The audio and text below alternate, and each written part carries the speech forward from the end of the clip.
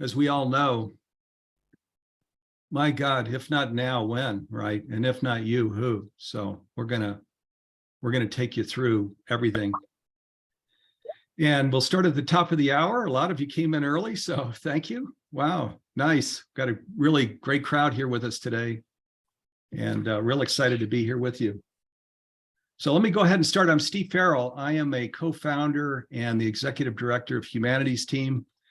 Humanities Team is a 501c3 nonprofit. And we're going to talk here during this program about the Changing Humanities Future initiative. We launched this initiative in the summer of this year.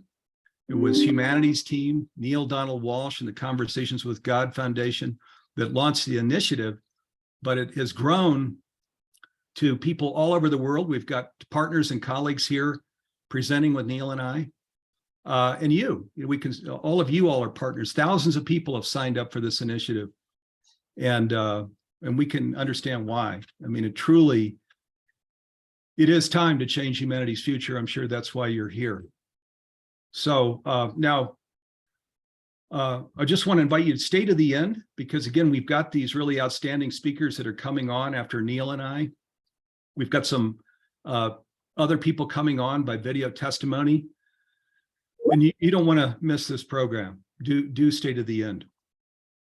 Okay, now this initiative was launched in response to these conversations that are happening all over the world. And in the chat, you can share, by the way, where you guys are coming in from. This tends to be a very global audience, which is a lot of fun. At kitchen tables, living room tables, porches, boardrooms, all over the world, there are these hand-wringing conversations going on about what's happening in the world.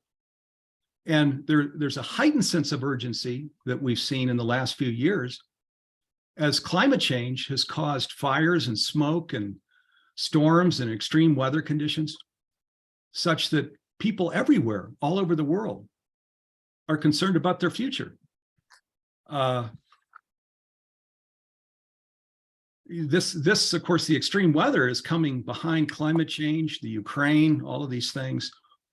A lot of people have kids, of course. There's a concern about, will our kids be able to live on a planet and have the same standard of living that we've had, the same possibilities that we've had. And in these conversations, what we've observed are people that are challenged, that are worried, where there's exasperation, where there's angst, where there's hopelessness, where there's disempowerment. Okay, and so this is why we're here.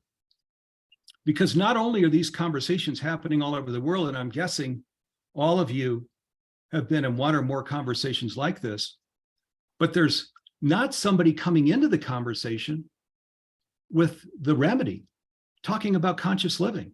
And you're here because you're conscious. And as we know, when we're conscious, we have a completely different worldview. We look out on a world that's sacred. We understand that the divine is in us. It's in you. It's in the earth and animal life and plant life. We feel the connection. When we feel the connection, we take responsibility. And again, scan your memory as I'm speaking here now, and recall as these conversations surface that you've been in your home, in your friends' homes, in family members' homes, in the workplace. Has anybody stood up in those conversations to say, of course there's a remedy. Yeah, of course there's a path to a sustainable and flourishing planet. And I'll bet you in almost all of those conversations, there was not. In my own family, I have 4 brothers. We were on a retreat at the beginning of this year. And this surfaced, the same kind of worry conversation of all this stuff is happening, what does the future hold? It changes the whole way we live on the planet. We can't have fires and smoke and weather patterns that are crazy. We solve climate change. We don't have wars. And we could go right down the list. We call it the first domino, where we talk about living consciously, because all of these things, this illness that we see in the body of life on the earth, it's caused by this this sense of separation. It's that quote that I read you from Albert Einstein. So these are the messages that we in humanities team have been putting up for 20 years. Now, science has come into this in a big, big way. And I'm sure many of you are familiar with Greg Braden's work and Bruce Lipton's work and Dean Radin's work, Nassim Harameyn's work. So, and you may know Nassim Harameyn is right on the verge here. He's just months away from bringing out his unified field theory that brings this whole thing together. We created a masterclass on this called Forbidden Science, where he brings forward the science so that shows how everything from the largest cosmological objects to quantum scale, protons, atom level, that everything is one, everything is connected, everything is benevolent, that the field is in everything, that it's at a cellular level. In his own words, that you and we and all of life in the cosmos are sovereign to one body. Another way of saying that, Greg Braden will say, so we're part of a single organism, sovereign to one body, a part of a single organism. And again, emphasizing this is a universe that's in harmony. It's a non-dual universe, that its basis is love. And then science brings this in. Science shares this as ultimate reality. So talking about a WOA, ultimate reality. So that where we're walking around, there are 8 billion faces on the planet, and where we don't have the awareness of what I speak here, that we're basically living in this delusional thing that Albert Einstein talked about, where we really, our eyes deceive us, and we're not living into ultimate reality. Now, let me go beyond the science, because many of you are probably familiar with other wisdom that's been around forever. So Plato in 400 BCE, okay, 2,500 years ago, human nature was originally one and we were a whole. Or Hippocrates, 400 BC, same time frame. There is one common flow, one common breathing, all things are in sympathy. I'll just read one more quote, because you've probably seen these and heard these, but I'm sharing these because it's not like in contemporary times, this whole, what I'm sharing came into focus. This wisdom that everything is one, where we, and living consciously, it's been around and back into BCE times. So Pierre Teilhard de Chardin, okay, this was 75 years ago. We are one, after all, you and I. Together we suffer, together exist, and forever will recreate each other. The Pope of the Catholic Church follows his wisdom. So in summary, then when I talk about conscious living and its basis, what it is, it's overwhelming. The evidence that we're all deeply connected, that we're actually a part of one thing, which goes by many names. In humanities team, we like to use the term the divine, but cosmos or universe or life or creator, or field work fine. We can choose whatever word we want. Now, I'm saying that the evidence is overwhelming, but to a person here, and I hope there are some here that are like atheists or agnostics that haven't studied recent science, that never have heard of or read the Conversations with God books, who doesn't believe in God. And I hope there are some people like that here. We share good. We're glad you're here, because this wisdom that's part of this initiative called Changing Humanity's Future is wisdom that stands beautifully on its own. And what we invite you to do is go to, again, changinghumanity'sfuture.org. We'll share the page here in a moment so you can see it, but go to the page and just read through the wisdom on the page. The wisdom stands on its own. And then just invite yourself to respond internally to what comes up for you. Does it feel true? is there a better way of living on the planet than this? And of course, if there is a better way of living than this, why would we not live that way? So, but for many that I talk to who don't believe in God, etc., they share fair enough. I can't think of a better way to live than this. So see if it resonates for you. We're looking for partners, for champions, for contributors, and at every level. I've given you one call to action. I'm going to give you more. We're inviting all 8 billion people on the planet to come in and be part of changing humanity's future, because the one thing that probably all of us agree on, if we had 8 billion people in a room, is that we're concerned about our future, that we're not pointed in the direction we want to be pointed in, that there surely must be opportunity, and there must be a roadmap and a journey that can work better for us than the direction that we're pointed in now. So I want to share, and you probably can tell this just by my speaking here and the way I'm speaking, that this is our why in Humanities Team, these things that I'm talking about. This is a lot of people like to talk about their why. What's your why? In other words, what makes you tick? Why do you get up in the morning? Where's your, what are you devoted to? This is what we're devoted to. So we're passionate about and devoted to and focusing on this dream where individually and collectively we journey together to this flourishing, sustainable planet where these ills that we see out there are healed. They're healed because we become conscious. And of course, when we become conscious, our homes become loving and they become in service. And that's who all of us are. And so I'm not just inviting you here to be that and do that in your home. I'm inviting you to be leaders out in the community, to be voices for this, to put a megaphone on this, to extend the invitation everywhere and in the workplace, everywhere. Because is there anything more important and more urgent than this? It amazes me as I see print media and a television media that there's, of course, little, if any at all, focus on this. But is there anything more important and urgent than this? So, as you know, our particular calling, what our download was to make conscious living pervasive worldwide by 2040. That's this initiative 18 years from now, which is a big lift. People ask us, do you really believe we can do that? Our answer is yes, we do. We do believe we can do it. It's a big pivot. It's a big shift.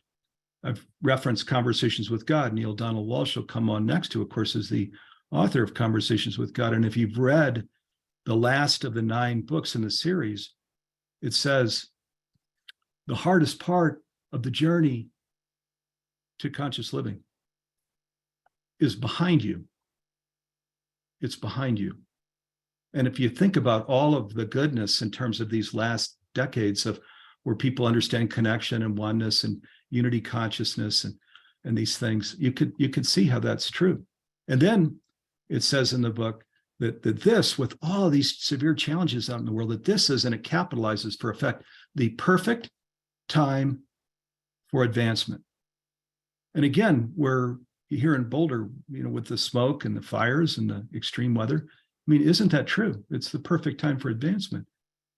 And then it says, and again, capitalizing for effect, we're one decision away from living consciously in this whole, in a whole new way of living on the planet, this beautiful way of living in connection and responsibility and positive action. Again, the Humanity Stream platform, this conscious streaming platform that we developed and that's out in the world, and that we've been dropping the price. We're a nonprofit. Reduce the price already $200. We're going to keep reducing it. We've offered now a monthly a payment plan because we want it in every home, in every major language out in the world, where you can pick whether you're spiritual or science or philosophy or whatever your orientation, non-theistic, whatever your orientation, that there are masterclasses and transformational education programs and live programs there that are nurturing you on your conscious journey. So this is one of the huge things that's in the middle of Humanity's Team and in the middle of this initiative called Changing Humanity's Future. So now I've said a lot of things are out in the world already, but what's not out in the world is a global undertaking. There's no global undertaking right now or movement.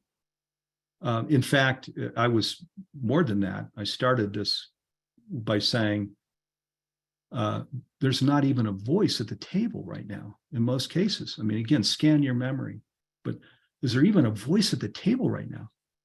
Is anybody even standing up to say, of course there's a way to journey through this to the future, the beautiful future that we want. So this is about a global undertaking. It's about inviting everybody to come down on the field, so to speak, with us, assume a role, be a voice, be an embodiment, be an expression of this conscious living thing. And of course, it's on its own, even if the world weren't challenged, the deliciousness of life, the prosperity in its fullness that we feel where we're living consciously is extraordinary, and we would all have trouble putting it into words. So there's, even if the world didn't need it, it's such a beautiful thing. Why would we not want to, what this whole after we pass, rest in peace? Why not rest in peace now while we're alive? We don't have to wait till we pass. We can rest in peace now where we live consciously. So I'm going to just now share 3 calls to action, and then we're going to go to my partners here. And then I will come back after they share, and I'm going to come back to just review Changing Humanity's Future, how we've been spending money on the initiative and things that we are now doing to scale up to really get this initiative out in the world. But here are 3 calls to action now. So, because people want to know, what can I do? That's why you're here. What do you want me to do? Okay, 3 things. 1, and we can share screen here, Jim, if that works. 1 is go to changinghumanity'sfuture.org. Here's the top of the page. Come to this page, please. Scroll the page. Just read the wisdom on the page. Spend quality time with it. See if it resonates. If it doesn't, then of course, why would you spend your time here? Time is precious. We're looking for people who share the same why that we have, where you would review this and you'd go, oh my God, this is my why. I want to invest in this. I want to invest my time. I want to invest myself. So, and then of course, that this would involve sponging up the wisdom, becoming a voice for this, becoming a leader for this, becoming an activist for this. So that's the first call to action. The second call to action, at the top of the page, right there, you see action steps.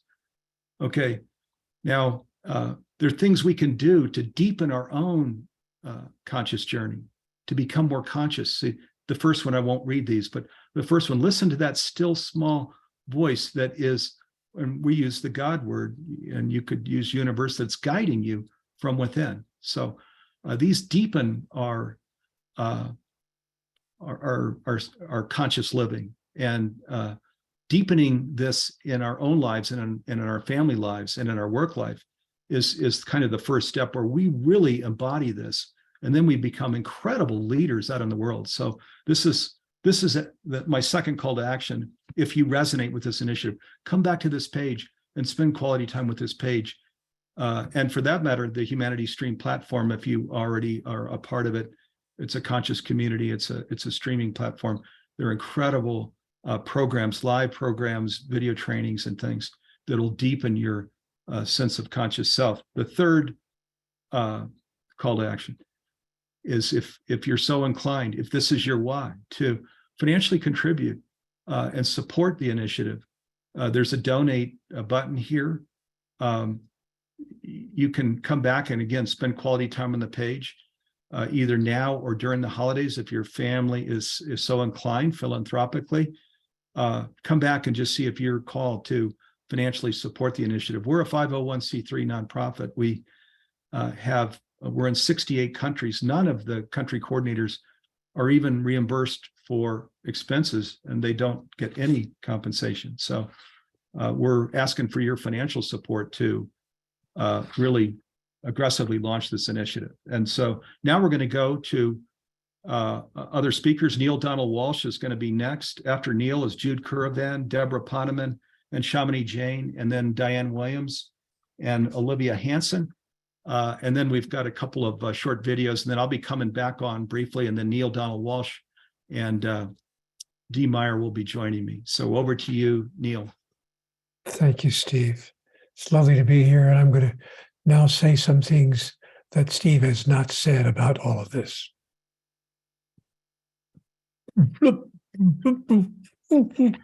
Oh, guess what?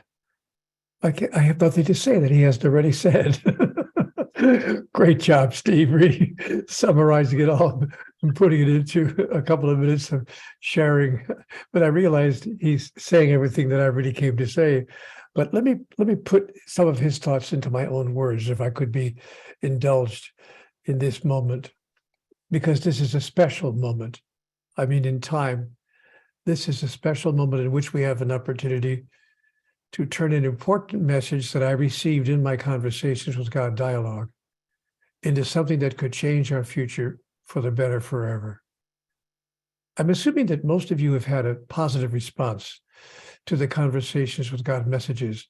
So I want you to hear about our initiative on a personal level directly from me. And I'd like to invite those of you who resonate with that message, as well as those of you who don't, as Steve mentioned, as well as those of you who say, I don't get it at all. I don't even get there is a God. That's not really necessary in order to resonate and to become part of the people's effort to elevate this campaign that Steve has been talking about and to propel it into the world further. I consider this to be the most important initiative that you and I could ever undertake.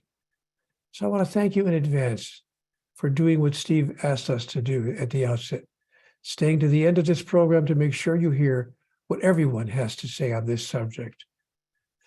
This initiative, make no mistake about it, could make our lives, your life and mine, more impactful than we might ever have imagined. Our time on earth, your time and mine, could be on a personal level incredibly meaningful to those who share this planet with us now and to those who will share this planet after we leave. It's not an exaggeration to say that families everywhere, their children and their grandchildren, will have their lives touched by choices we make today. I mean, in this next hour and a half, to bring it to a sharp point. Let me put what I'm inviting us to do into just 3 words, the same 3 words that Steve has mentioned already. Change humanity's future. Yes, I mean it. We honestly, really, and truly have the opportunity to change humanity's future. Can I tell you why I feel so sure about this? As you know, the Conversations with God series of books is about a conversation that I had with the understanding that I hold about who and what God is. All of us are having conversations with God. We're simply calling it something else, a sudden inspiration, an epiphany, women's intuition. We've got all kinds of ways to refer to the experience of having connection with the part of ourselves where great wisdom resides. My own conversation began as a letter that I was writing to God. I was really sitting down attempting to get out my frustrations about the seemingly endless challenges that I've been facing in my own life and that I see the world facing all around me.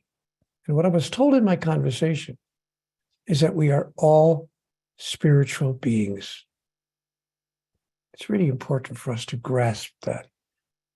Even if we don't believe in a higher power called God, can I invite you to consider the possibility that we are more than just this, more than this body and mind, that we are 3-part beings, not 2 parts, body and mind, but that we are body, mind, and part 3, spirit. That we are spiritual beings, and that we've come to the realm of the physical to serve the agenda of that third part of us that I call the soul. And that agenda can be summarized in one word. When was the last time you thought about that? When was the last time you sat down and talked about having conversations around your dinner table? Or even, for that matter, an inner conversation with yourself. When was the last time you asked yourself, what is the agenda of the soul? If there really is a soul, what's its agenda? Why has it come into the realm of the physical? The agenda can be summarized, I was told in my conversation with God, summarized in one word: evolution. Our life is everlasting. What we call death does not exist. The soul lives forever. And the soul is involved in the process of evolution, individually and collectively as a civilization, as a species. But the fact that life goes on forever does not mean that certain aspects of our physical life on earth go on forever, or that they cannot end. They can end. Certain aspects of our life on earth can end. And the best of those aspects are in danger of ending right now. And that's because so many of the decisions that so many members of our species have been making have been made unconsciously, without any higher consciousness as part of the thinking process. These are choices made by members of our species who are still believing that ancient story that Albert Einstein pointed to 70 or 75 years ago, and that Conversations with God pointed to directly and specifically in its message to humanity. We've been told, as Steve mentioned, as Dr. Einstein focused on, we've been told the story of separation for millennia. It began as a theological teaching. We've been told there's a higher power. There is a higher power, but we've also been taught for millennia that this higher power is separate from us. It's something other than us. It's up there and we're down here, and never the twain shall meet, except perhaps on Judgment Day. Now, in my dialogues with God, this is what God calls a separation theology. I'm going to focus on this just as Dr. Einstein did, because he named it. He was very clear how important, how critical this idea of separation has become. And Conversations with God reaffirmed exactly what he told us. So this idea of a God who's separate from us began with theology, what I call a separation theology. And that wouldn't be so bad if it ended there. I mean, we're all entitled to our beliefs. But the problem is that a separation theology often produces a separation cosmology. That is, a cosmological holding of all of life as separate life forms, all disconnected from each other. And you know, if it began and ended there, we could say, well, okay, we can deal with that. But it doesn't stop there, because this produces a separation psychology, a feeling of individual separation, of individual isolation, and for some, deep spiritual loneliness. And this produces a separation sociology, the creation of individual groups as a remedy, as what we think is our remedy for our loneliness. We're going to talk about a different remedy here today. Steve used the word remedy 3 or 4 times, but separation and forming groups that are separate from each other, that's not the remedy. We call these groups nations or states or religions or races or political parties, each with their own perceived needs and ultimately their own demands. And so we formed all these groups everywhere as a remedy for our separation. But what this produces is a separation pathology. Pathological behaviors of self-destruction, observable throughout human history and clearly in evidence on this very day. All right, that's the not so good news. Now, here's the much better news that I hope you've come to hear today, to get more in touch with. As Steve has mentioned, we can do something about this. Honestly, this is not just talk. This is not just hyperbole. This is truth. We can do something about this. Our past does not have to be our future. Our yesterdays do not have to create our tomorrows, and they will not, according to the messages of Conversations with God. In the book titled Tomorrow's God, we are told, and I'm going to quote that book now. In Tomorrow's God, we were told, quote, "In the years and months just ahead, people will be joining together in a grassroots movement, not of proselytizing, but of education, not of changing people's minds, but of expanding them." The dialogue goes on to say, "If large numbers of people get together, create a team, and choose to experience conscious evolution, humanity can reach critical mass within a very short period. Decades, not centuries, perhaps not even decades, but years. It all depends on whether you even hear the call. It is all up to you." This is what I was told in my conversations with God. And this is what she said specifically. She said, "The soul of humanity calls out now. Who will be on humanity's team?"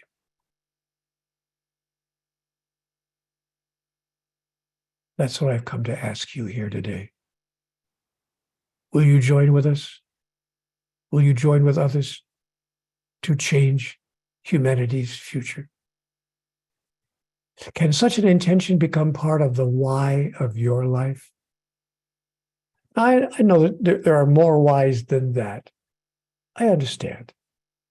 We live for our children, for those we love, for our community, for a lot of reasons. But if this can be part of that big why I came here right now at this point in time, why I even came to this program right here today, I wonder what caused me to come here. Please know that you're not here by coincidence today. You didn't come here by accident. Something called you to this very moment, to the words you're hearing from Steve and myself. I invite you now to listen to some others who have some words to share with you as well. They want to share their experience of what this could look like and feel like when we join together as part of humanity's team and engage in this process of changing humanity's future. So I believe your soul brought you here today, as I said, to hear just what you're going to hear right now. So thank you. Thank you for listening carefully and seeing if this resonates with you. Thank you for helping us to change humanity's future. It's in your hands. It's in my hands. It's in our hands. And we have the opportunity of a lifetime. And your life can be meaningful. Not that you're going to go out and change the world overnight, but can you touch those whose lives that you interact with on a daily basis? You bet you can. And that's what we're inviting you to do. So listen now to the rest of these wonderful people who visited us to share with us their story of their why and what can happen when it becomes your why as well. Thank you, Neale. Thank you so much.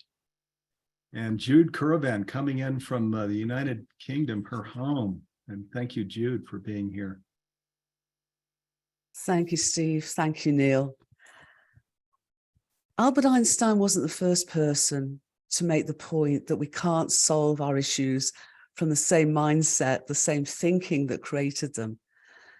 400 years ago, and Neale quoted this in our last reach out, our last community gathering in this way, when he quoted Shakespeare.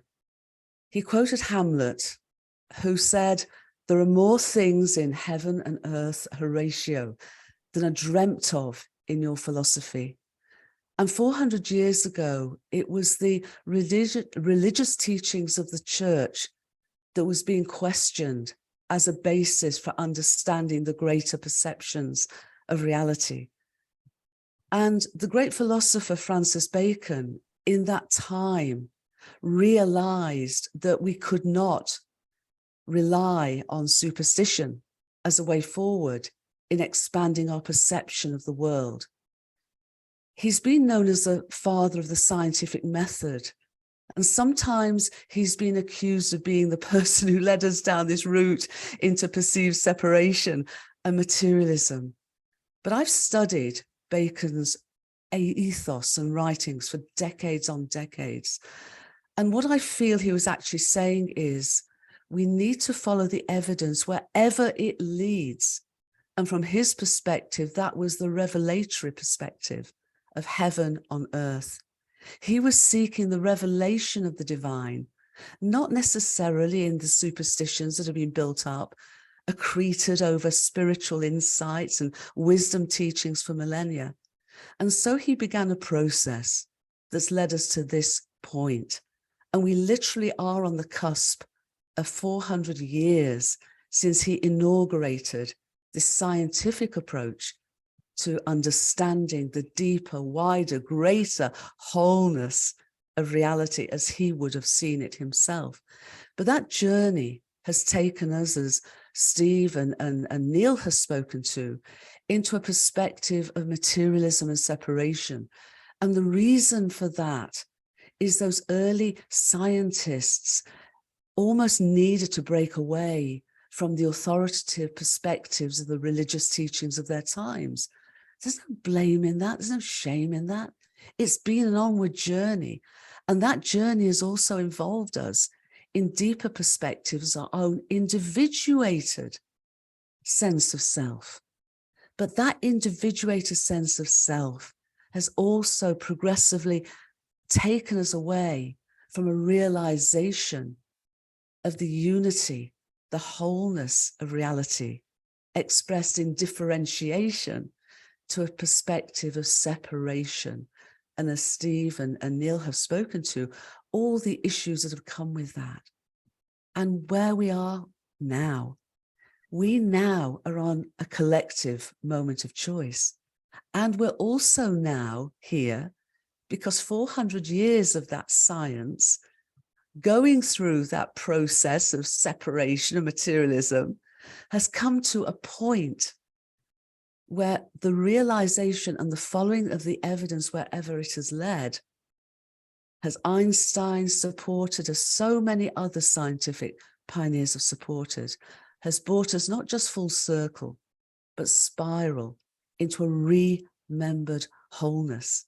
Because the leading edge of science now, at all scales of existence and numerous fields of research, are showing us that our universe exists and evolves as a unified entity, that it began 13.8 billion years ago, not in the implied chaos of a Big Bang, but as an incredibly fine-tuned, exquisitely ordered first moment of an ongoing big breath, and embodying an innate evolutionary impulse, embodying inherent meaning and purpose, and evolutionary purpose.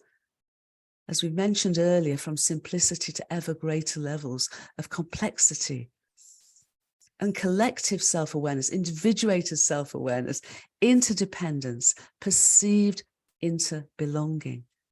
This is the leading edge science now, that no longer needs to be considered as either or, science or spirituality or philosophy, but a convergence of science and spirituality and the deepest philosophy, the love of wisdom, that as a confluence is bringing together universal wisdom teachings, indigenous wisdom teachings, with a leading edge scientific evidence.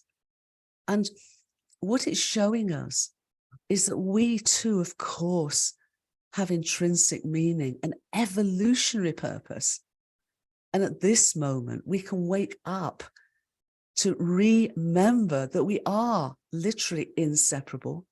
We can wake up to remember that mind and consciousness are not something we have, that evolution is not driven by random occurrences, but as we now know from the evidence, is intelligently guided, deeply informed in its whole journey from simplicity to complexity.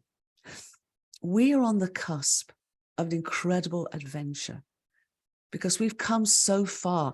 Our history is not just the history of ourselves, our family, or even our human species. It's a history, it's a story of our entire universe from the very beginning. The hydrogen in the water of our bodies and the waters of our planetary home is almost as old as the universe itself. We are not just children of our planetary home, Gaia, but we can wake up to become co-evolutionary partners with our family, our planetary home, and our entire universe. We stand on the bow wave of possibility. We are being invited, it seems to me, by our entire universe as the evolutionary impulse of its wholeness is flowing through us, whether we're aware of that or not, it is. And so as we consciously wake up, we can come together to link up and lift up and surf. I love the idea of us being cosmic surfers on this bow wave of possibility that is the evolutionary journey, the evolutionary impulse of our universe. And that's what I am here to invite you to join us in changing humanity's future. And I want to sort of finish by saying this isn't a theoretical possibility. For me, the game changer after more than six decades of exploring the nature of reality, of directly experiencing the grandness of the wholeness and the multidimensionality of reality, and that mind and consciousness aren't something we have, they are literally what we and the whole world are.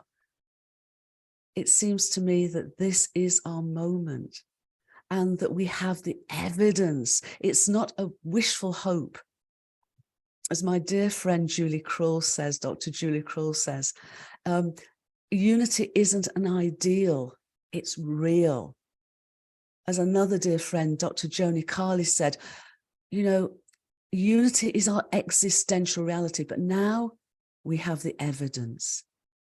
We have the authentic hope. We can ground ourselves safe, stable, strong, empowered, inspired in a unitive narrative that underpins and frames us because it's the best evidence we have ever had as a species that we are whole, part of, microcosmic co-creators of the unity and the unitive consciousness of reality.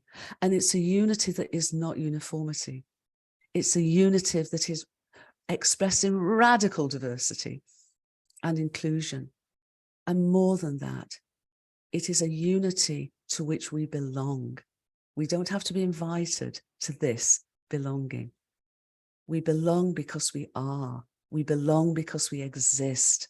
And we belong because we are evolutionary microcosms of our wondrous cosmos.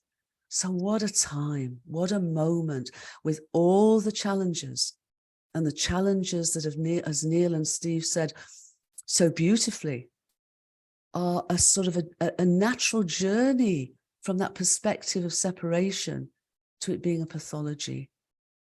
That dis-ease of separation we can now heal. We have the evidence, we have the ability, and we have the community to heal from that illusion of separation and that to a remembering of who we truly are, and an invitation to our sacred journey of conscious evolution and thus changing, transforming, revolutionizing humanity's future.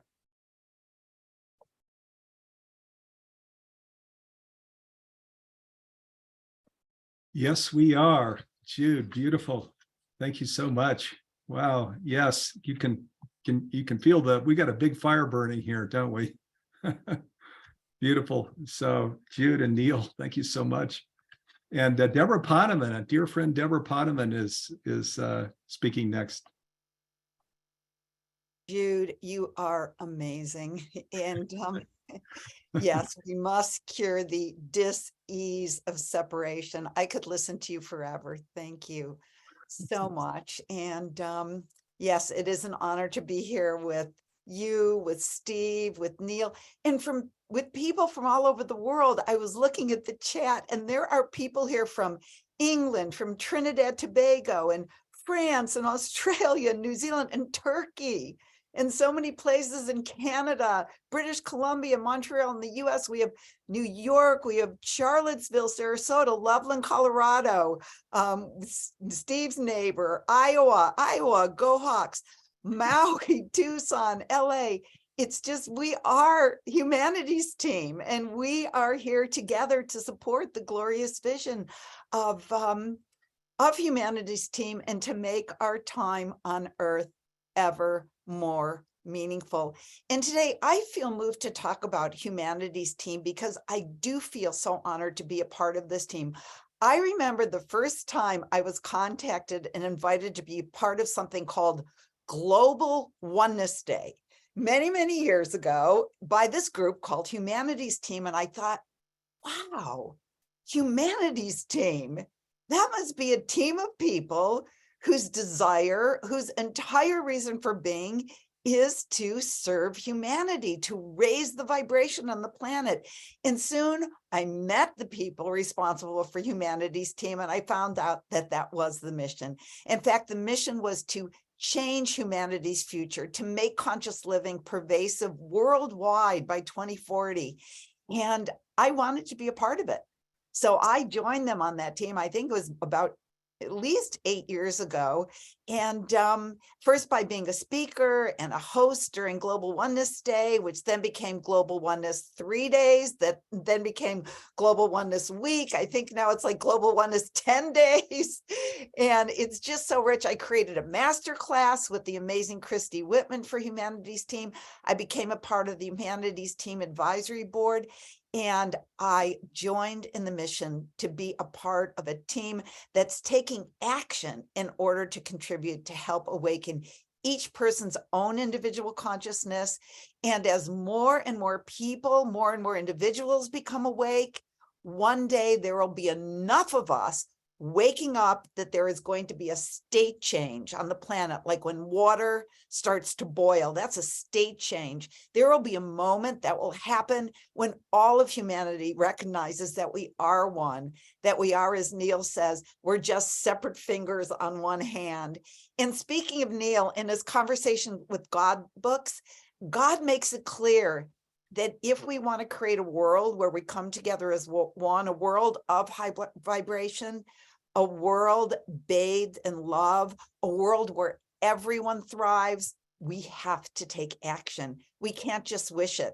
And that's why we're here today, because we have it on good or God authority that the time to take action is now, not tomorrow. Now is the time. And Steve talked about this, that we need to act.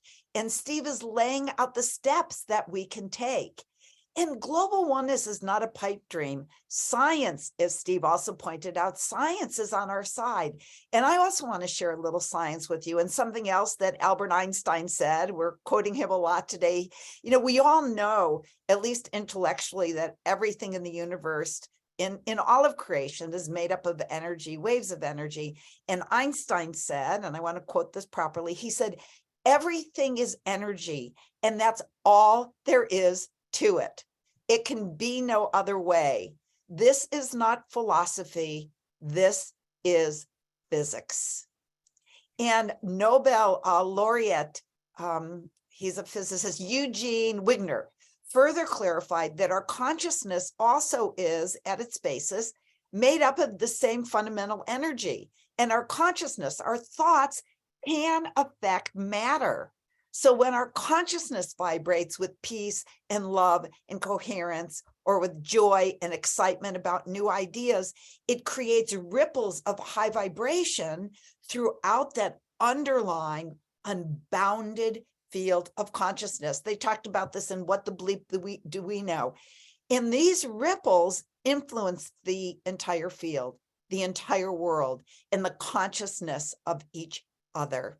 Okay, you know, there's mirror neuron systems where our consciousness affects the consciousness that of the person we're talking to, and our consciousness right now, me speaking, is affecting your consciousness. And humanity's team provides us with wisdom from dozens of the world's greatest transformational teachers that not only sparks in us the desire to adopt behaviors that raise our consciousness and thus the field.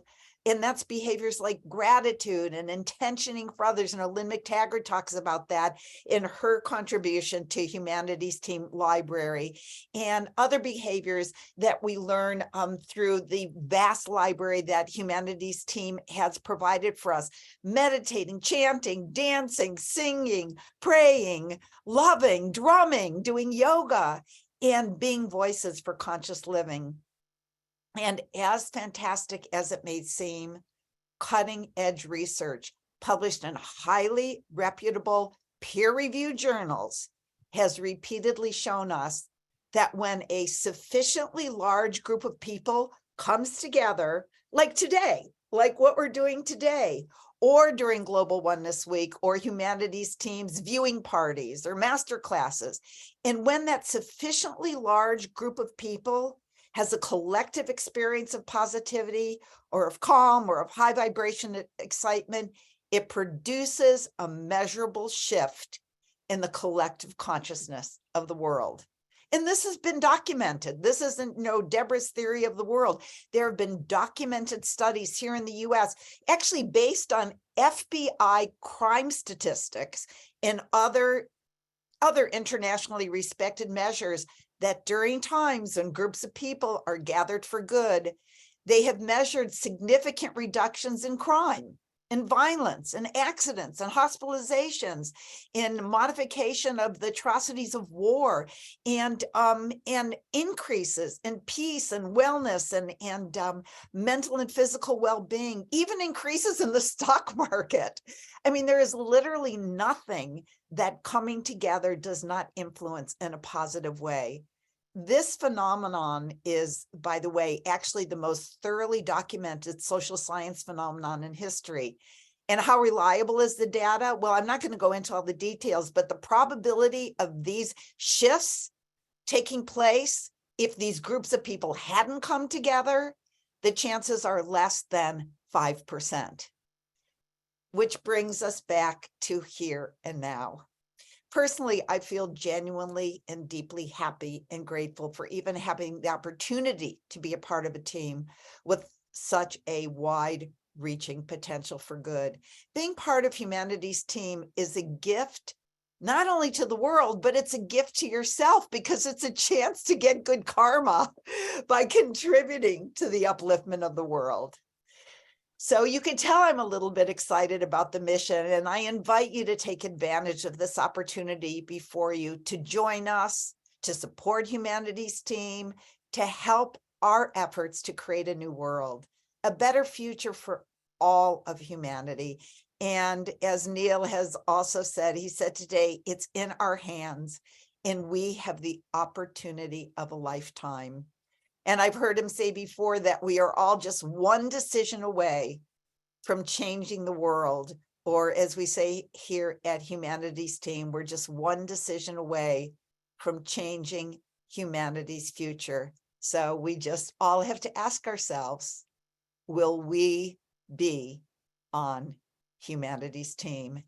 And for me, the answer is yes. And I hope the answer is yes for all of you. So that's it. Thank you so much. Thank you, Debra. Oh, beautiful. Yes. And that moment of that great convergence is here. We can feel it. I mean, in our meditations, prayers, walking outside, we can feel it. That great convergence is here. Thank you, Debra. And Shamini Jain is going to join us. Shamini, welcome. Hello. Wow. What great energy. Can I just say, first, I'm just so delighted and honored to literally be bathed in such beautiful energy in our gathering thank you all so much. And Steve, thank you so much for inviting me to share some thoughts and perspective on conscious living. You know, everybody, I was reading about the initiative and getting really excited, and I wanted to get more information. So I asked Steve, I said, well, Steve, tell me more about the initiative. So this is a streaming platform, you know, you're trying to get support to really get this out there in the community. And he said, Shamini, this is fundamentally about helping people embody conscious living for a flourishing and thriving humanity. Pretty much, that's what he said, right?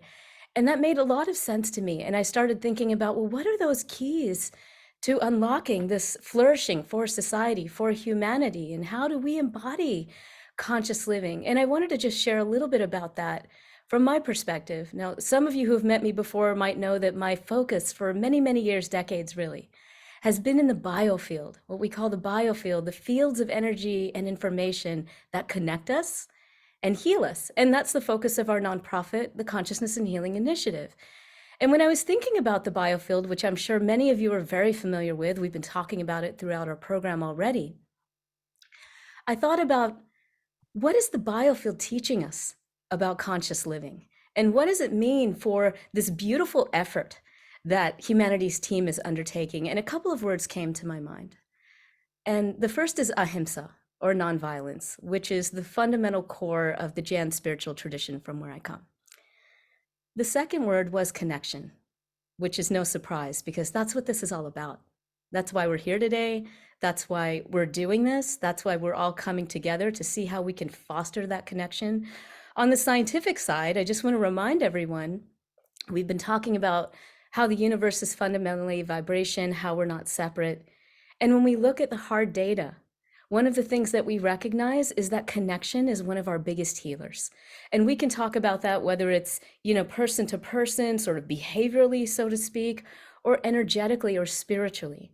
Connection is such a huge healer. Now, the scientific community in the mainstream tends to talk about things in the negative.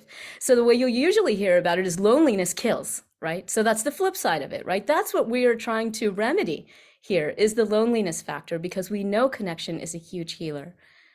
The other word that came to mind to me was creativity. And I think that part of what we are all doing together and what humanities teams offering, what they are doing here with our support, is about helping us all realize our conscious creatorship. And I'm just going to share a little bit of context of why I feel like this is so urgent today. Kind of an aside, really, but I think an important one.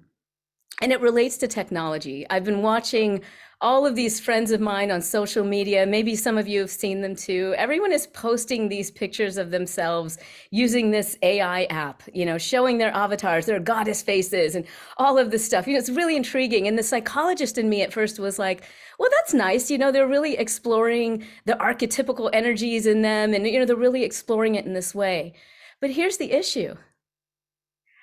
Our technology is only as good as the consciousness that creates it, right? We know this. We know our dear friend Greg Braden is very fond of saying, hey guys, if we don't use it, we're going to lose it, right? Are we going to let technology drive us? And the people that are driving certain technologies with the same old programs of greed and lack and non-equity, are we going to let them run the show and kind of keep running the consciousness of the planet? Or are we going to shift consciousness through the technology that we choose to use? And I think that's part of what Humanities Team is striving to do with their work.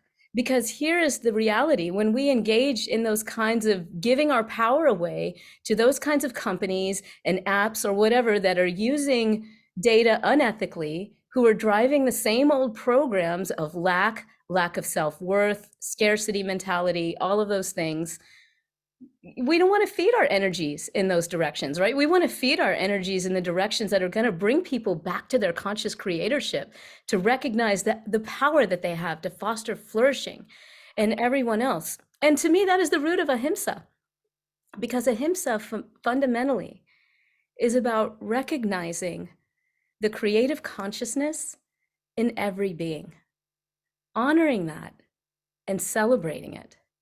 And when we choose to invest in technology like the streaming platform that's going to literally be bringing the best of our community forward, we're going to be able to expand this community. I consider all of us here kind of probably in the know, right? But let me tell you, there are a lot of people that can really benefit from the streaming technology, because when they come home after working, getting their kids, whatever, let's just be really practical.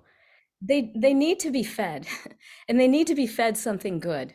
So when they put on a streaming platform like this, it's going to bring them back to themselves. It's going to bring us back to our spirit. Now, many of us have practices, we have tools. We need to bring these tools out to the larger community. So I'm just thrilled, Neale and Steve and everyone on Humanity's team that is making this happen. It's so well needed. It's going to have such great impact. And I'm so pleased to do whatever we can do to support it. And I hope that everyone here will do the same. Thank you so much for what you're doing. Oh, thank you, Shamini Jain. Thank you so much for being here. Wow, infectious energy. Thank you. And Diane Williams and Olivia Hanson are going to share briefly. Should I go next, Steve? Please. Yeah. Okay. Thank you. Okay. Okay. So it's just really great to be here. Thank you all for your powerful words. And I wish to begin by honoring Neale Donald Walsch and Steve Farrell and everyone at Humanity's team and the Conversations with God Foundation for launching the Changing Humanity's Future initiative, and all those that have been inspired to join this endeavor to support the elevation of consciousness on the planet. And what could be more essential during these precarious times than elevating conscious living at the most productive and sustainable way of inhabiting the earth? And we know Steve mentioned this early. Sadly, our world is currently experiencing multiple crises at the same time, including a climate crisis. I see there's a little something on the chat about that, a devastating war in Ukraine, and various pandemics that are rooted in large part in how humanity has treated animals and their habitats. And all of our current crises have clearly come from unconscious aspects of human nature. And I believe the underlying root of all these crises is a worldwide human identity crisis, where we don't fully embody who we really are. And as a result, we're not operating at the most advanced level that we as human beings can possess, whether that's individually or collectively. And that's why the Changing Humanity's Future initiative is so important, as it elevates conscious living as the key organizing principle for human life on Earth, and in doing so supports humanity in remembering who we really are. And we know that every advance, every achievement, every movement in the history of humanity that really turned the dial towards our evolution has always been connected to an expansion of self-awareness of who we are. And this initiative is calling us to be our most visionary selves and to co-create together new realities and possibilities that can reverse the course that we're on. And it's truly a call to be in our full power and to know deep in our souls that we as human beings have the innate ability to upshift to the next level of our evolution and usher in a world that works for all. And in the Conversations with God, Book 4, Awakening the Species, God shared that we can create a whole new way of living on Earth in this generation. And it's actually going to get easier as we move forward. And that the awakening of others will happen as an intended effect of the personal evolution of all those who self-select to accept this invitation that has been extended. And we can and will change humanity's future in one generation. It's totally achievable. Debra mentioned some statistics earlier, and also research from Harvard University shows that every peaceful social movement from 1900 to 2006 that had active participation from at least 3.5% of the population succeeds within a year of reaching that threshold. So that's very good news for us, because those who are responding to this powerful call, including all of you tuning in and the millions of organizations and networks uniting in a shared sense of responsibility for the common good across the planet, easily includes more than 280 million people. So that's 3.5% of 8 billion people, if my math is correct. So in closing, I wish to say that we are truly fortunate to be living in an area of unprecedented cooperation with so many amazing souls that are choosing to hold with unwavering inner certainty the greatest vision of what our beloved community can be. And since we're all connected by consciousness, each of our individual and collective efforts truly matter, because they register in the quantum field and have an impact on what happens to the whole. So many thanks to all of you that are putting forth elevated thoughts and words and choices and actions, intentions, innovations, possibility, and much, much more into the collective consciousness field. As a result, we are creating an unstoppable force field of oneness, love, light, healing, and hope for the future. So let's be the generation that will be able to say that we were close to extinction, but we came together, stepped fully into our innate power, and changed humanity's future in a single generation. So thank you very much. Thank you very much, Diane. Thank you. And Olivia Hanson. Thank you, Steve. And hello, everyone. It's just great to be with you. You know, when I was young, I had this feeling that everything was connected, people and animals and life in every form. And when I got out of college, I was really, really motivated to look into this in a very serious way, and studied ancient wisdom teachings and philosophy, esoteric philosophy, and some of the comparative religions. And you know what? I found some of the same shining truths in each and all of these approaches. This idea that there is one life, and that love and compassion are so essential to it, and that living a life of kindness and goodness and love and compassion and service to others is really the highest goal for us all. And so with that idea, I was looking for examples of people who were doing this, and was attracted to the Dalai Lama and did many things to support his work. And then I was looking for groups who were sharing these ideas and could really expand it globally and as far as we can to include as many people as possible. And that's when I came across Humanities Team and met Steve. And oh my gosh, you know, beginning with Global Oneness Day and now the Global Oneness Summit and the outreach that he has done, he and the team and Neale have done to so many countries, and this initiative is something that I think can really, really take this in a global way. And so I was thrilled, and I became a donor, and then. You know, I was observing all the wonderful things that are on Humanities Stream. There are so many wonderful, outstanding teachers in so many fields. It's such a wide offering of streaming as well as live programs that are available. And so I thought, my gosh, this is so valuable, and there are people I would love to have them taste this and be exposed to it. And so the idea of giving a gift subscription to Humanities Team, I just thought would be the best gift I could give. So I talked to Steve, and I talked to the technical team, and now we have that on the website so that people can easily give a gift. And here it's holiday time, and this is a gift that keeps on giving. And then it's also a time of giving. And, you know, I can't think of a better organization because it also needs resources to keep expanding. And so a gift to Humanities Team would be the most wonderful gift too. So these are some of the things that I'm going to be doing this holiday season. And, you know, and I invite all of you to consider joining me and sharing this, this joy, this wonderfulness of oneness and how we're all connected, and in all the many ways that so many teachers express these ideas. So please join me if you can, and together we'll work to bring the joy into life and the joy of this beautiful season together.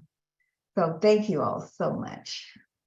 All right. Thank you so much, Olivia. Yeah. And thank you for being a generous donor. Olivia has stretched into some really beautiful gifts, including this one where she is the one that monetized this whole Humanities Stream gift giving capacity here during the holidays. So huge thank you for that, Olivia. And we're going to go to just two very brief video testimonies. These are quite brief. Then I'm going to come back on and share a little. And then Neale and I and Dee Meyer are going to come on to get to questions. So here we go into a couple of brief videos.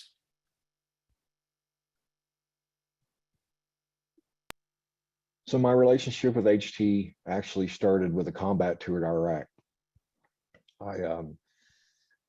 I was sitting in Iraq, and I was sitting in a day room in a secured forward operating base and outside of Baghdad.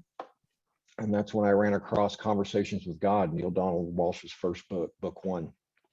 And I asked everybody whose it was, and nobody claimed it. And I started reading it. And I'll be honest with you, sitting in a war-torn country being shot at, I just could not wrap my head around what it was telling me, but I knew there was something in there I needed to know. And I kind of put that to the wayside for a while. And then I came home and things got really dark. And I relapsed from alcoholism. I'd been sober for 11 years. And I just wanted to die. So I attempted that. And after my suicide attempt, all these veterans wrapped themselves around me. I got healthy real quick. And that's when I remembered this message of oneness. I felt like I was a warmonger. I'm one of these that suffer from moral injury, things I've done and seen in combat that I cannot wrap my head around. And that's when I found HT. I found a lecture from Dr. Wayne Dyer, who mentioned Neale Donald Walsch, and that sparked that remembrance. And that's when I really got into Neale's first couple of books. And then the next thing you know, that led me to a website, which led me to a job posting by Humanities Team. And the next thing you know, I'm sitting in Oklahoma on a video call with Nanette Kennedy and Dee Meyer, and that started so many things in my life. I mean, I think I said it before. I felt like a warmonger at first, and these people in HT nursed me back to health, and I can't be more grateful for that. I've been thinking of ways for years to integrate HT into the veteran community, and sure enough, Tim No reached out to me not too long ago and said we'd like to offer gift subscriptions to any veteran for Humanities Stream that would take it. And at first I didn't think I'd get any takers on that, but it really warmed my heart when I had several veterans take these gift subscriptions. So I can't speak enough about Humanities Team. I'll always be a member. We all talk often, and yeah, thank you, Humanities Team. Thank you, Steve, Dee, Nanette, Garth, Carrie Beach, all these people that just kind of rocked me back to health and made me realize what this is all about, the gift of oneness. So thank you. Hi, my name is Said Hidalgo. I've been with Humanities Team for 3 years. I'm the country coordinator of Peru. Humanities Team has been really important in my own spiritual awakening, because I was confused, and sometimes the mind doesn't understand what the soul is trying to do. So it was very important for me to understand my own process and to have people that speak the same language. And at the same time, I was called to impact the lives of other people. And it was very important to me to have an organization behind me, because it gave me the sense of security and support to go in front of many people. And since then, I've been able to touch thousands of lives. And that's something that I really, really am thankful to Humanities Team for, because it was like having like a coach saying, you can do this, you're called to do this.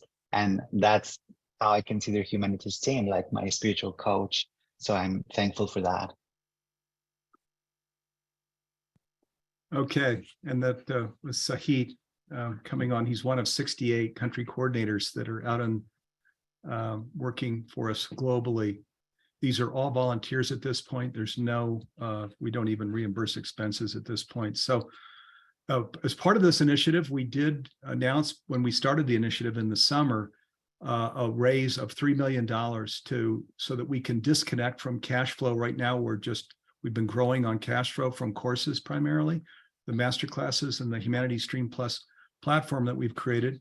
And of course, we're trying to get that price down. So we created this initiative to just aggressively launch Changing Humanity's Future out in the world. Announced it again in the summer. We raised $120,000 in the summer. What we've done with that money is we did create a modest public awareness campaign. So you've maybe seen us out on YouTube, on Facebook, and other social media, where we're talking about what Changing Humanity's Future is. Most people don't even know what it is. Then we are going to 3 major languages that are coming out very shortly: Spanish, French, and German. So this was another thing that those funds supported. And now we've been doing all of these video trainings. Now we're adding lots of live programs. So for example, tonight there's an incredible program based on Qigong that a guy named Kevin and Stephen are doing.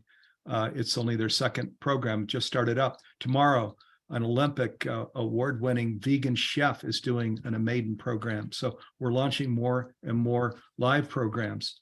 So again, our interest, though, is in disconnecting from cash flow and really aggressively getting out in the world. If in 18 short years from now, we want the entire humanity to be, for conscious living to be pervasive, that's a big lift. A lot of people ask us, how can we do that? It's a big lift. So, and 3 million just helps us hit the accelerator and get moving, and to some extent disconnect from cash flow. So some of the things then that we are wanting to do now is go much more aggressively into public awareness, move into an aggressive program on social media, so people understand this Changing Humanity's Future initiative, what it is, what we're inviting people to do, where we become the voice, the embodiment, the expression of conscious living. Education, of course, is at the center of any social change. So what we're doing with the video trainings to scale that so it can go out globally, and so that we can translate it into all of the major languages. Same thing then on the live program side. I mentioned we're just starting to scale that, to get aggressive, scale that so we get it out in the world with live speakers of different orientations and color in different countries that are doing these live programs. Then scaling up our technology platform. We have this conscious streaming platform. There's a lot of work that's involved in scaling a platform like that for performance and for security. And then, of course, there's a team, recruiting the team and training the team. And just to give you an example, on team, we're in the process of hiring a programmer now. Even people who are quite conscious, and the programmers and all of the people that work in humanities team are very conscious, and they're modest in their salary requirements. They could earn a lot more in Silicon Valley or in some regular job, I'll call it. It's at least 100,000 to bring in a programmer, even a conscious programmer, to do this work. So you can see how, when you're doing all of the things that I'm talking about, how you can, there's a fair amount of investment needed to really scale it. Now, this is the second and last program that we're doing, updating on Changing Humanity's Future here during the holidays. We did a program on Wednesday last week. There was a person here last week who wishes to remain anonymous, who immediately after the program reached out to us and contributed $500,000.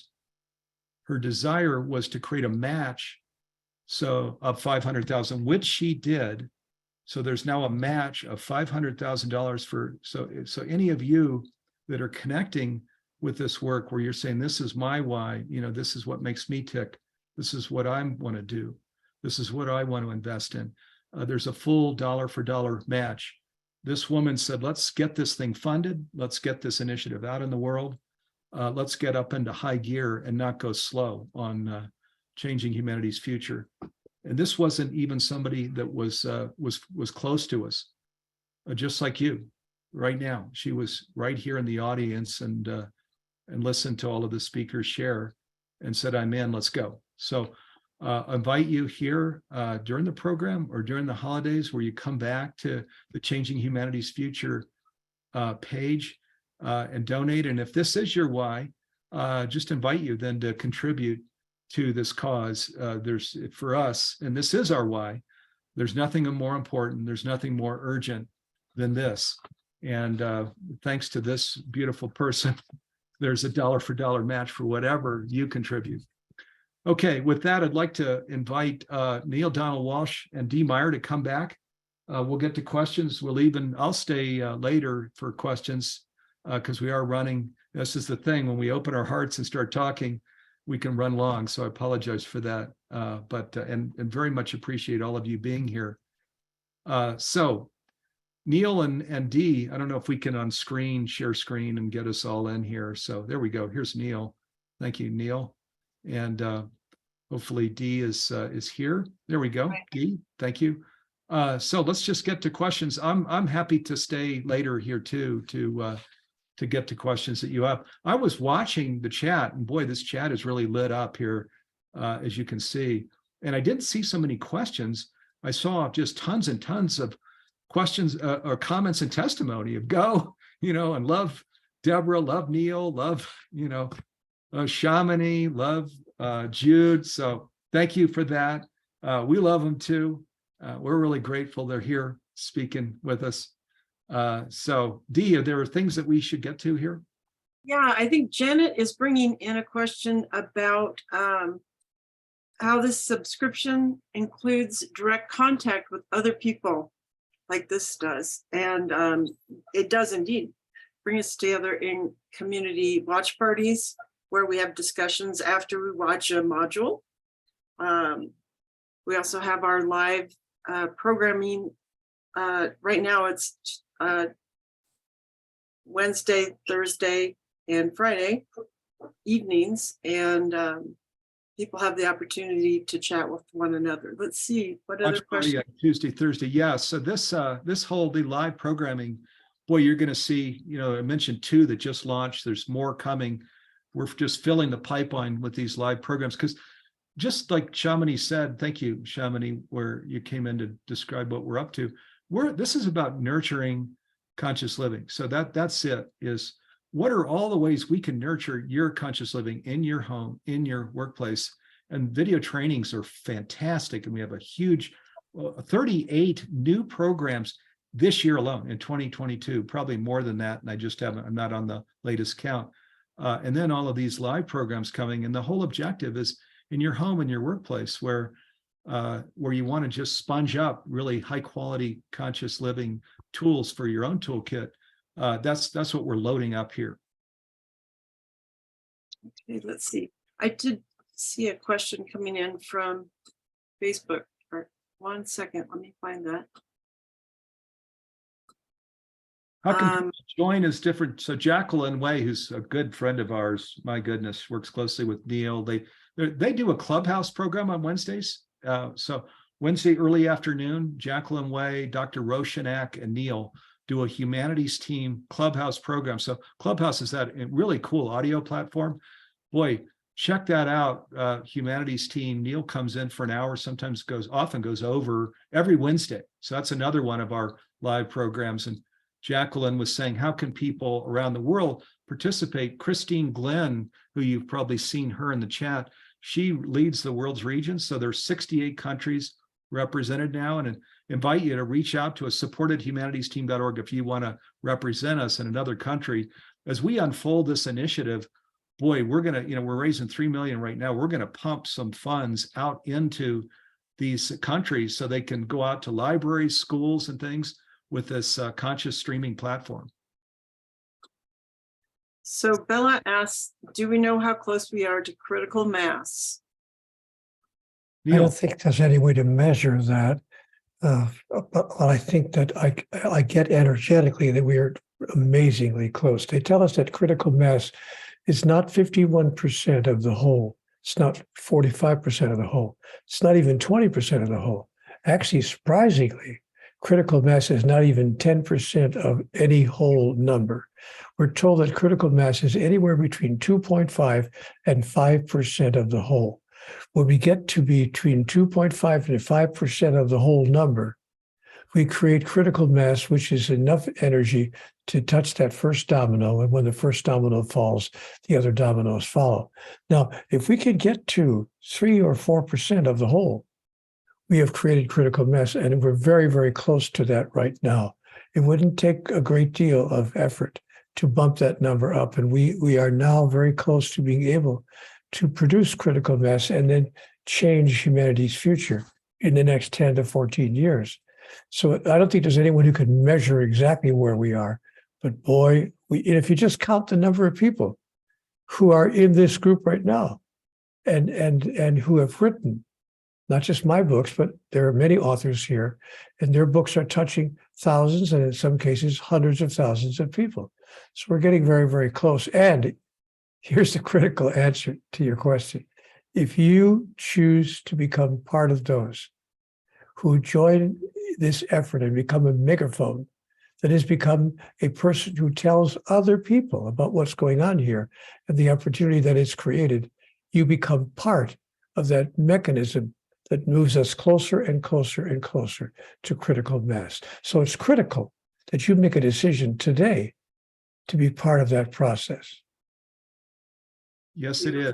It's only we can do it together. In Conversations with God, we've only pulled a few quotes out, but boy, there's some that get me up in the morning. The moment of @1-ment is at hand.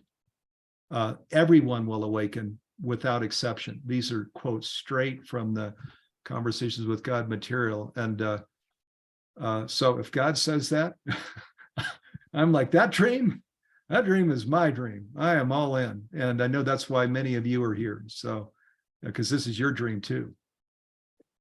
So Steve, we have a question from John, and he wants to know about the 1-for-1. If he buys the Humanities Stream Plus, do we in fact give the 1-for-1? Yes. So we do. So we count, of course, all of the paid subscriptions. And now there's we've dropped the price $200. So it's now down to $399. We're going to keep dropping it. We're a nonprofit. So it's going to go down, down, down. As giving comes in, we're just going to reduce that so we can get it into almost every home on the planet. We also just created this monthly installment plan where people pledge to pay for 12 months. So now there's a affordable monthly option. But so in answer to this, there's a whole demographic, again, outside of the United States. $400, are you kidding? There's no way people can budget that. So, and we're in 68 countries. So we are channeling Humanities Stream 1-for-1. Each paid subscription, we channel a free subscription to these underprivileged, underserved individuals who are conscious just like us, and who there's no possibility they could pay for it. So, and that's how, when we talk about changing humanity's future, you better have a plan. What's your strategy for reaching people that are conscious and don't have the budget? This is our plan.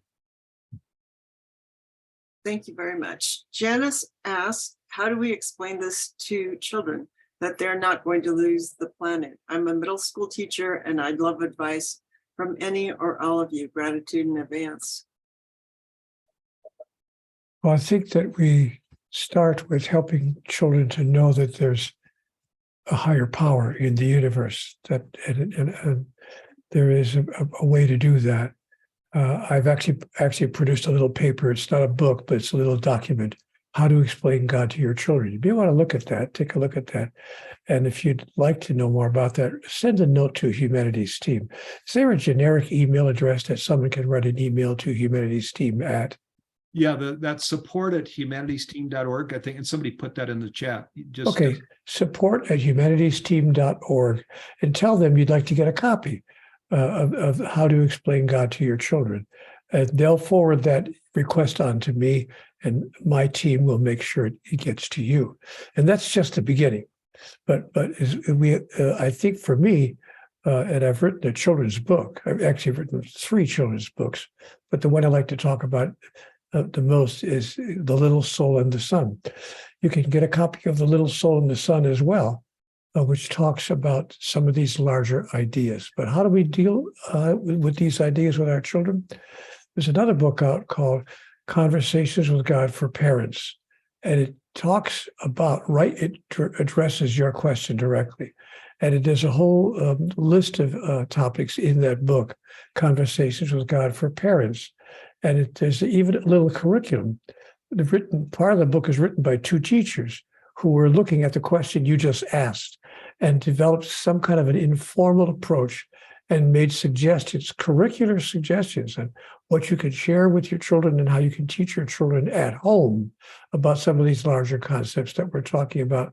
And that when they're reinforced, to answer your question directly, when they're reinforced in these ideas about the world and how it works, about the higher power and all the rest of it, then they're open to hearing, and they're more able to hear the message that there is hope for tomorrow.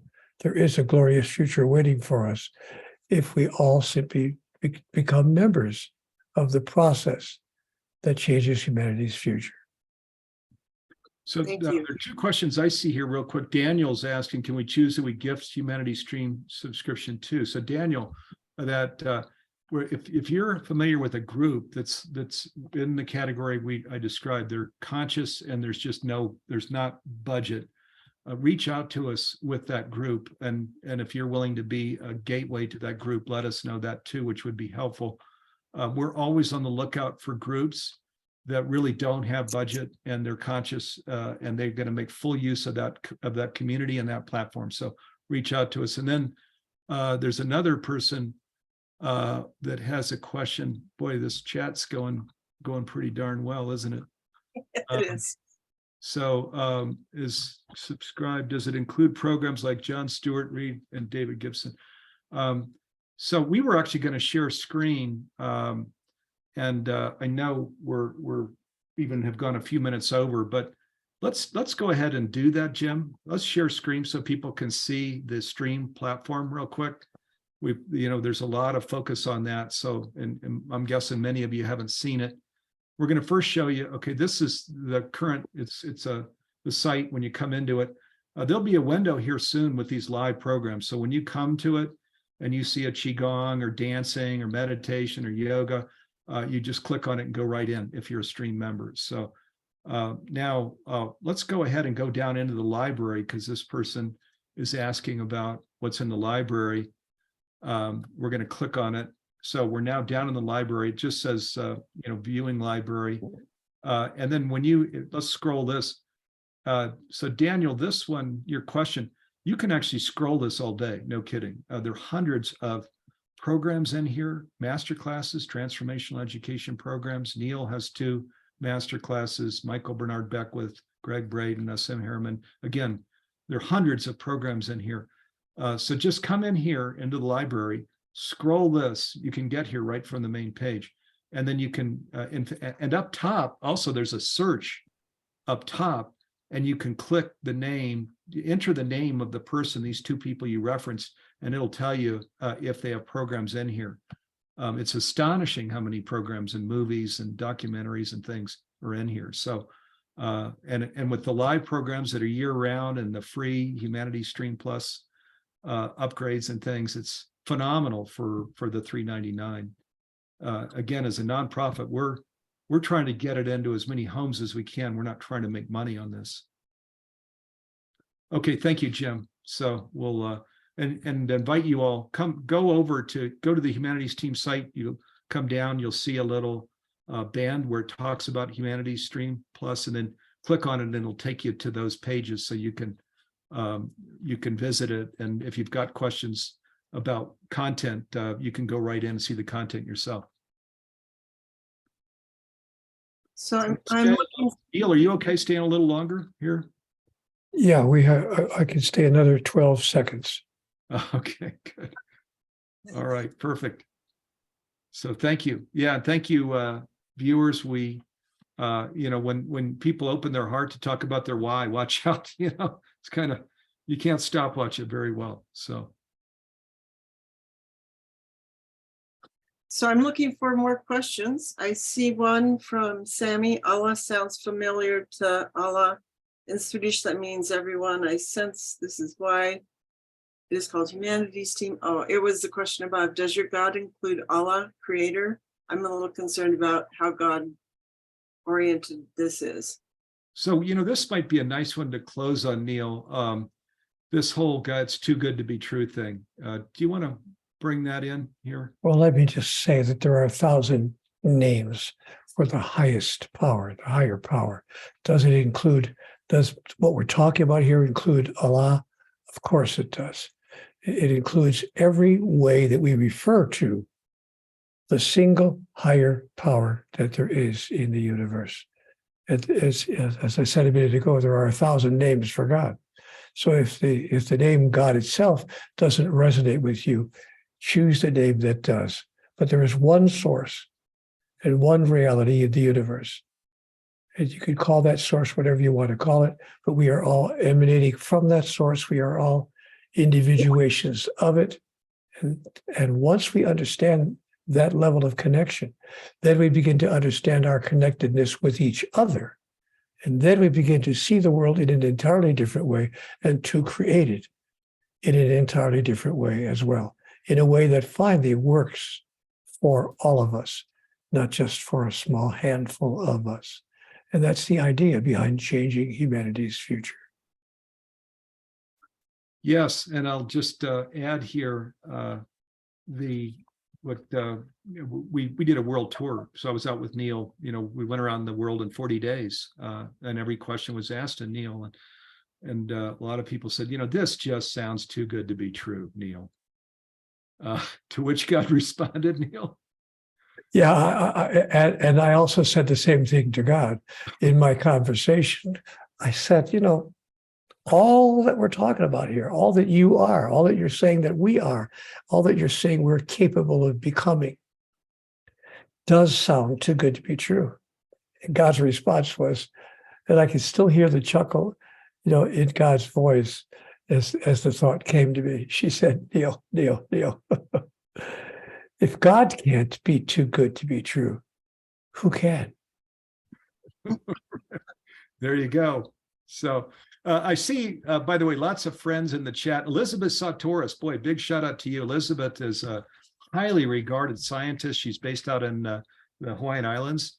And she's also a part of our programs and our platform. Again, highly regarded scientist. So Elizabeth, thank you for being here and contributing to the awakening of humankind, and other people here too. Connie, who wrote the trust frequency, and other people, and just participants. Thank you all. I know to be here for 90 minutes plus, this is important to you. So it's good to be with you. I think you can hear in our voices, there's nothing more important, nothing more urgent than what we're talking to you about. It's what gets us up in the morning, often early, and often we go late. But it's our passion, it's our devotion. Candidly, many of us would say we think we were born into the world at this time to be here to do this. And I'm guessing that's true for you too. That's why you're here. So let's join hand in hand, heart in heart. Let's do this. Let's punch it, and let's go time. Let's go out into the world. Be that voice, that embodiment, that expression, that activist, that leader.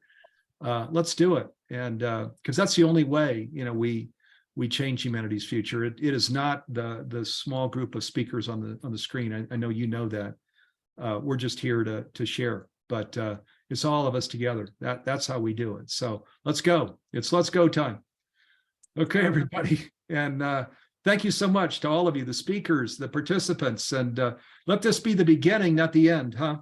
So we're not doing another live program on this during the holidays, but we've got lots of communications going out almost every day. And connect with us, and let's really form a partnership, be champions together of this initiative, and really make it happen. The moment of at-one-ment is here. Let's do it. Okay, love and peace and blessings, everybody. Bye for now. Thank you.